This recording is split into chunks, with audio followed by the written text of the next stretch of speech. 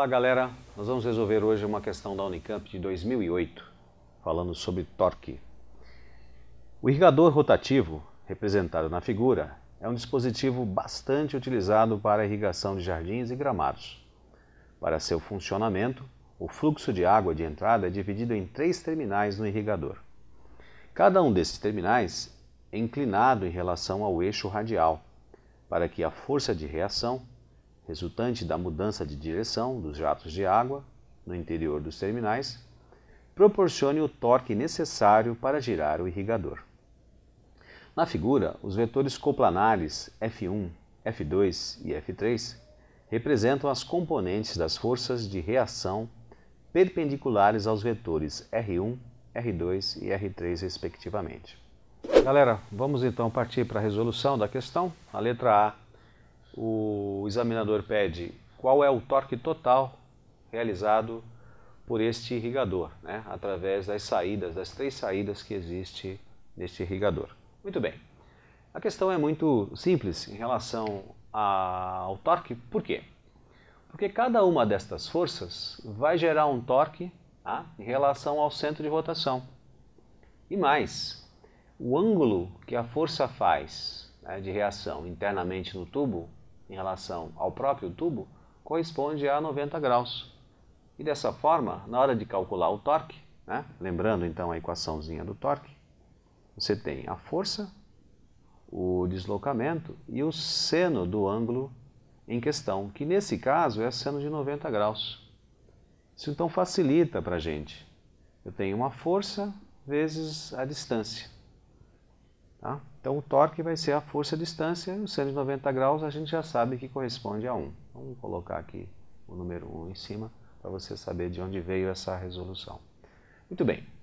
Então eu tenho o torque da força 1, o torque da força 2 e o torque da força 3. Estes 3 torques somados vão me dar o torque total. Então agora, vamos calcular o torque de uma só. Vai ser a força. O valor dela está aqui, eu já passei o resultado para a notação científica. Vou multiplicar pela distância. Veja que as distâncias são todas iguais, os braços dessas forças são todas iguais e corresponde a 6,10 elevado a menos 2. Então, 6,10 elevado a menos 2 metros. Fazendo essa conta, eu vou ter 2 vezes 6, 12, 10 elevado a menos 3. O quê? Newton-metros. Só que isso é o torque de uma delas. Portanto, como elas estão exatamente no mesmo sentido de rotação, portanto eu faço esse torque vezes 3,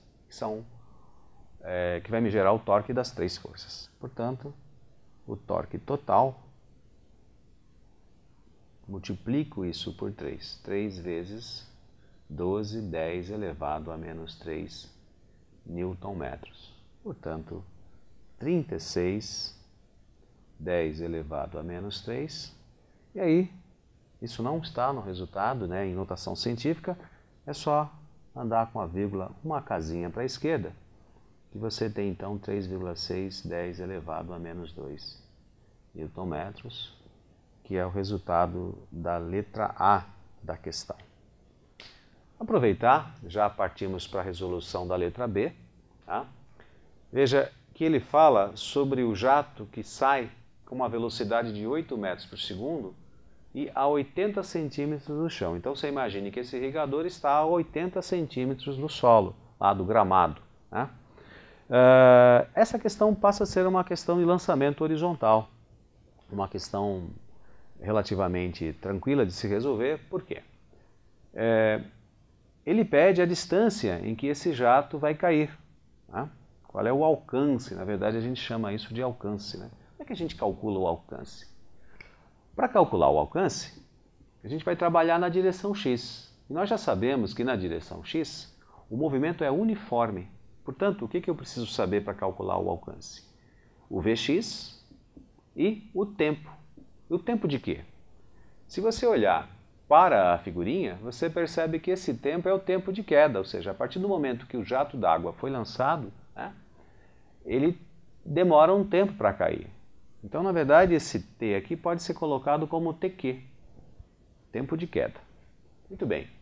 A velocidade de lançamento nós já sabemos, que é 8 metros por segundo. O que nós não temos é o TQ. Que bom seria, né, turma, se a gente soubesse o TQ. Como é que a gente vai achar esse TQ? Bom, a gente vem e faz o seguinte. Verifica o que acontece na vertical. Nós temos dados suficientes para tirar o TQ na vertical. Por quê? Eu tenho a distância, né? Eu tenho a distância de 80 centímetros. Sei que a velocidade inicial na direção y é 0. E aí eu tiro o valor do tempo de queda, usando as equações do move. Então, na vertical, vou até escrever aqui, ó, move, né? E vou fazer o seguinte, vou usar o ΔS igual a V0t mais a aceleração tempo ao quadrado sobre 2. Como o V0 é 0 na direção y, eu só posso usar isso na direção y, então esse termo aqui eu jogo fora, jogo para 0, né? Então, e o meu ΔS é 80 centímetros, só que eu não posso trabalhar aqui em centímetros. O que é que eu faço? Eu vou mudar essa unidade, né? 80 centímetros, e vou colocar aqui o valor em metros. Isso é fácil, é só andar com a vírgula 2 casinhas para a esquerda. Então, substituindo, eu vou ter 0,8. A aceleração é a aceleração da gravidade, que nós vamos usar igual a 10. E aí nós temos como tirar o tempo de queda desta questão, desta resolução. Então, T, já vou até colocar aqui o tempo de queda, vai ser 1,6 dividido por 10, tá? Extraindo a raiz quadrada disso. Ou seja, é a raiz quadrada de 0,16.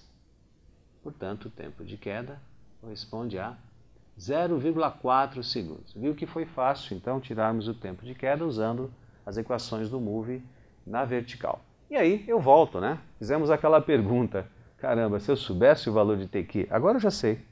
É só substituir. É 8 vezes 0,4.